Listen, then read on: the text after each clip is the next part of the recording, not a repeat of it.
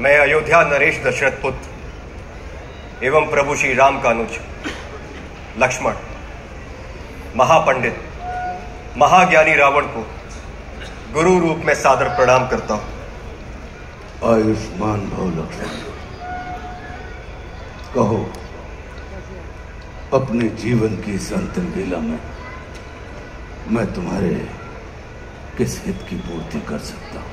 हे महामना, नीति, धर्म, राजनीति एवं समस्त वेद शास्त्रों के ज्ञाता आप अपने ज्ञान और अनुभवों की दीक्षा से लक्ष्मण के जीवन का मार्ग प्रशस्त करने की कृपा करें। मैं देख रहा हूं लक्ष्मण कि तुम एक योग्य शिष्य की पात्रता लेकर उपस्थित हुए।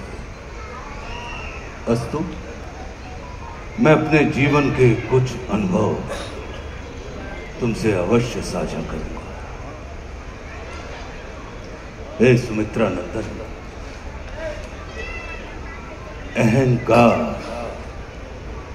चाहे सत्ता का हो या सौंदर्य का,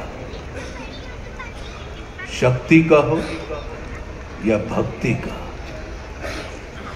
धन का हो या धर्म का, वो बड़े से बड़े विश्व विजेता को नष्ट कर देता है।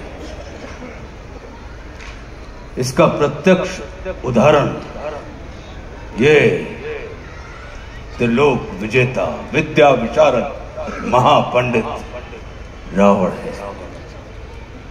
अहंकार में तीनों गए, कुल, गौरव और वंश। ना मानो तो देख लो इस रावण का अंत। लक्ष्मण, रावण को अपने ज्ञान का अहंकार था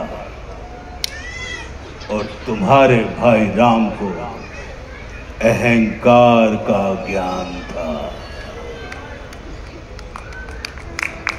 लक्ष्मण, जीवन में सफल होने के लिए शत्रु दृष्टि और मित्र दृष्टि का भेद आना अनिवार्य है। मित्रता भले ही अपने समतुल्य या अपने से निम्न स्तर के व्यक्ति के साथ कर लेना, किंतु शत्रुता सदैव अपने से योग्य व्यक्ति के साथ ही ठानना, क्योंकि ये जगत हमारे व्यक्तित्व का आकलन हमारे मित्रों को देखकर नहीं, हमारे शत्रुओं को देखकर लगाता है।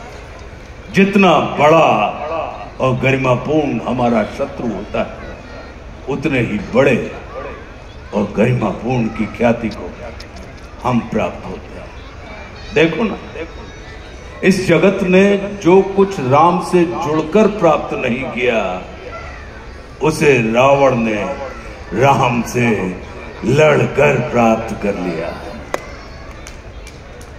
लक्ष्मण, वे हमारे शत्रु ही होते हैं जो हमारे अंदर सुप्त पड़ी हुई ऊर्जा को जागृत करने का कार्य करते हैं।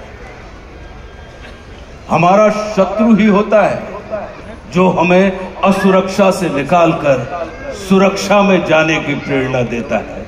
वो हमारा शत्रु ही होता है जो हमें अपने सीमित वृत्त से निकालकर अपने वृत्त को असीमित करने की प्रेरणा देता है। इसलिए शत्रु तिरस्कार का नहीं, नमस्कार का पात्र होता है। कभी अपने शत्रु को नमस्कार करके देखना, वो तुम्हारा परिष्कार कर देगा। लक्ष्मण, जैसे शरीर को संचालित करने वाला मस्तिष्क आकार में शरीर से बड़ा नहीं होता, गज को संचालित करने वाला अंकुश आकार में गज से बड़ा नहीं होता, वैसे ही व्यवस्था को संचालित करने वाले व्यवस्थापक को कभी भी व्यवस्था से बड़ा नहीं होना चाहिए। ये सारा नीति ज्ञान तुम्हारे भाई श्री राम तुम्हें स्वयं दे सकते थे, किंतु उन्होंने तुम्हें मेरे पास भेजा। जानते हो क्यों? लक्ष्मण, मेरी संस्कृति असुर की है, लेकिन मैं प्रकृति से एक तपस्वी हूं, साधक। और किसी भी व्यक्ति को अपने अंतिम समय में अपनी संस्कृति के अनुसार नहीं, अपनी प्रकृति के अनुकूल कर्म करने चाहिए, तब उसे मृत्यु नहीं, मुक्ति प्राप्त होती है। और राम रावण को मारना नहीं, तारना चाहते हैं। तभी तो उन्होंने मेरे अंतिम समय में मेरी प्रकृति के अनुकूल उपदेशात्मक कर्म करवाकर मेरी मुक्ति के मार्ग को प्रशस्त कर दिया।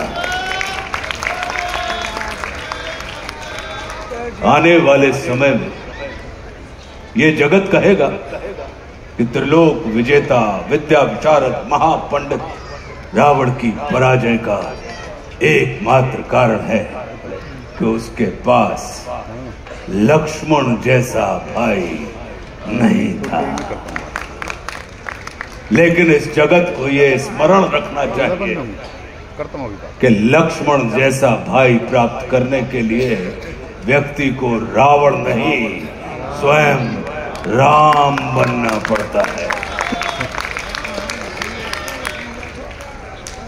सदैव अपने भाई राम के अनुगामी रहना।